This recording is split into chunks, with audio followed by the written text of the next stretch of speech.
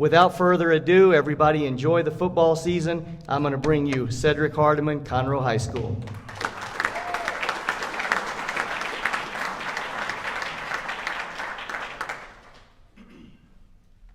Good afternoon. Thank you for having us. This is my 5th time going, and my first year, I remember getting up here being scared to death, nervous. It's like, Trent said, it was my first time ever opportunity to speak in a situation like this, and it's my 5th year. You can tell by my voice. We have 3 practices in, and I still get nervous. So the nervousness not at speaking now is to know that I'm always the one that's has to control the time, because you're the 10th person talking. And if you're like my mom, she always tells me, babe, I don't want to hear about football all the time. And so I'll try to be brief and be quick. I want to go and first say thank you. Thank you to the Lions Club. Donnie, please thank you. Please keep time for me, because I know that, we got to go. So if I got to go, raise your hand and I'll wrap it up and make sure that, we're real quick. Recognize Chris Ferris and Dr. Povich.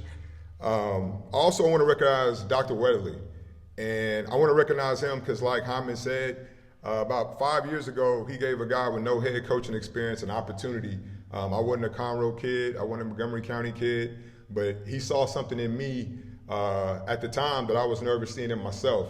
And I always tell him that every time and everything that we do and every time I'm on that sideline, that I want to make sure that I prove him right. So I appreciate it. Thank you, Dr. Weatherly. Most importantly, I want to thank our building principal. I know when you were doing the announcements and thanking people, you said, Ratasha Smith, and I must tell Dr. Ratasha Smith. And the reason why I want to say this is because I remember that when she got her doctorate, how proud she was. I was in the office when she got it, and she couldn't wait for her signature to change to go, because she said, I'm tired of hearing Dr. Murrow and Dr. Landry. It's Dr. Ratasha Smith. So I want to say thank you, Dr. Ratasha Smith, for the support and the leadership.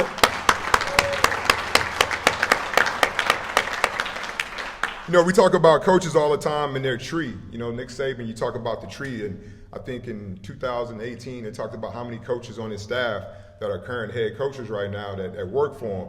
And she was not going to say this, so I'm going to say it for her. If you look at the tree that Dr. Smith has right now, just even in this year, Mr. Bush is one of them. The people that have now are building principals, there are 4. There are 4 people that are under her leadership that now have their own building, either 9th grade or high school or their own building in other districts. And so a lot of that is a testament because of the culture that she's created, and I hope that every time that we go on the field that we are an example of that culture. So thank you, Dr. Smith. This is my first opportunity to get in front of Conroe High grads really since the season. After the season, I went on to my campus coordinator duties, and so all the Conroe High grads in here, can you please stand up? I do this every year. So if you're a Conroe High grad, please stand up. You can stand up, plus I know you can kind of stretch a little bit. I want to say thank you very much. You can have a seat. I want to say thank you very much. Last year was fun. We had a lot of firsts, or a lot of things that we accomplished that we hadn't accomplished in a long time. We were the opportunity to make the playoffs, and it was fun for me as a coach, and it was fun for me to look at my kids, but most importantly, it was fun to walk to communities and see the pride that you guys had. Now, we didn't go 10-0, we didn't go 7-3, we were 5-5. 5-5. And I tell my friends in Houston, but the pride that you guys had and the support that you guys had and us going to the first playoff game in like 10 years, it was just fun to see it. And it brought a joy to me, because to know that the support, and when I got the job and everything that I heard about, you started to see the emails, the phone calls, the people stopping by the office, the prayers. So I want to make sure that before I move on and talk about this coming up season, that I spend time and say thank you for everything and the support of last season, and we hope to give you that same excitement again this year.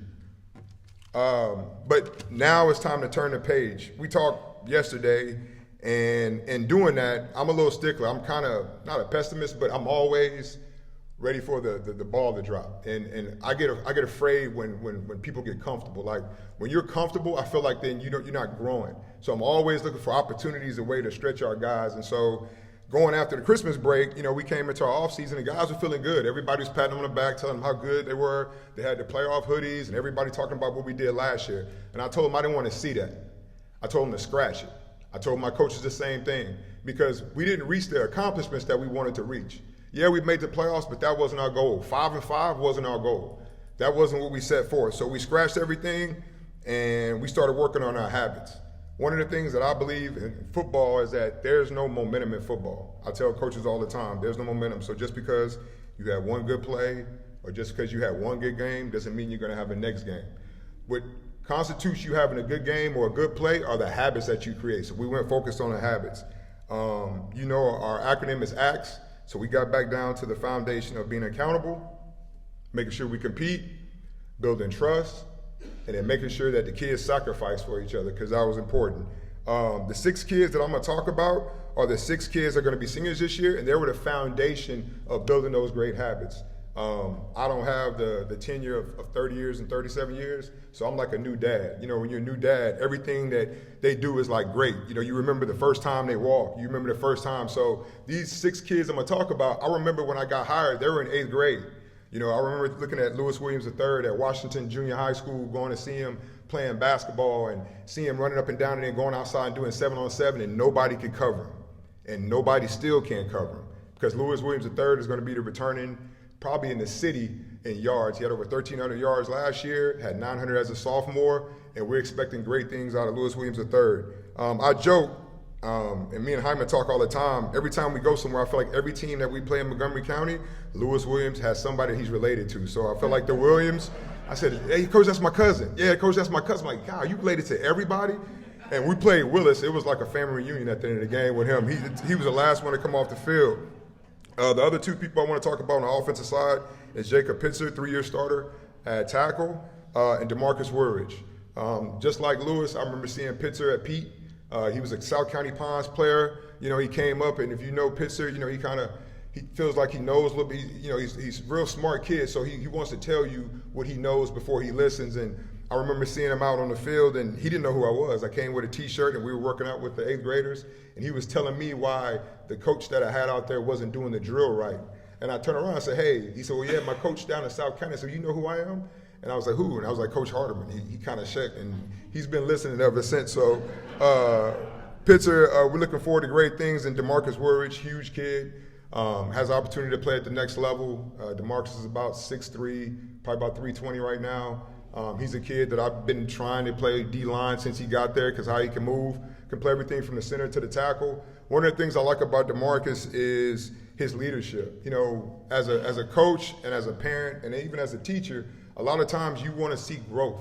And it'd be an opportunity to see a kid that was quiet and now as a senior, today we had a kid that was late and I had to run the coaches in because we had to have professional development, and the kid that was late had to do makeups. We had to do makeups. And so when I was leaving off the field, DeMarcus, hey, where you going? You good? He said, yeah, coach, I'm going to make sure that he gets his makeups done. And I didn't have to tell him that. So that's the kind of growth that we have on the team. On the defensive side, talk about Braden Jones and Braden Thomas. If you've seen us play before, we have 2 defensive tackles that probably come to my shoulders, but probably wide, but they're war daddies. War daddies. I say it all the time.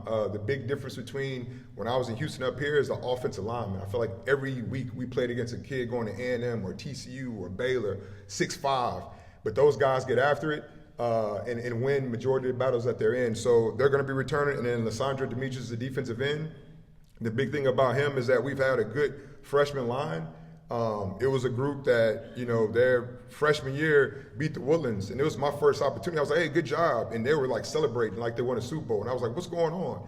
I didn't know how long it was before our freshman team, when they were freshmen, opportunity to beat the Woodlands. And so, but everybody else was surprised. Those 6 guys I'm talking about now, they weren't.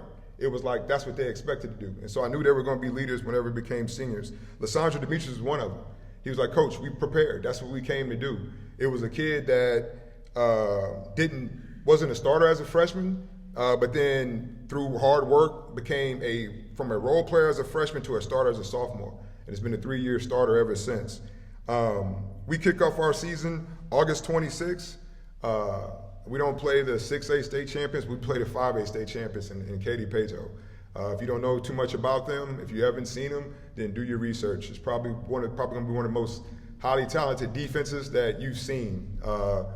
I think I counted yesterday they have 7 kids just on their defense that have Power 5 Division I offers. 7. And we go down there and play them 6 o'clock on August 26th. And they had 6, and then they had a kid move in who happened to be just the #1 player in the state of Texas. And I was like, oh, thank you. You know, I told my OC Bomar, well, you better get ready and do your homework. But we're excited about it. You know, one of the things that we try to do is we try to make sure that we carry on and represent this community well. Whenever they won state championship, I was happy about it because we don't flinch. We don't flinch. We line up and we play anybody that's out there. We're excited about it. Come out, please.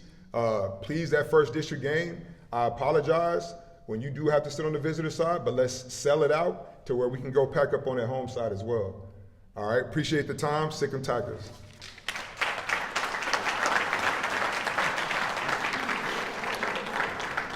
Coaches, thank you for being here. Always a good program. Just real quick, I think it was Coach Smith who said, you know, start 8 sophomores, lose 8 games. I got good news for all of you. You guys, they're your seniors. They can lose 8 games this year and be president of the Lions Club someday. So, you know, it's not all bad.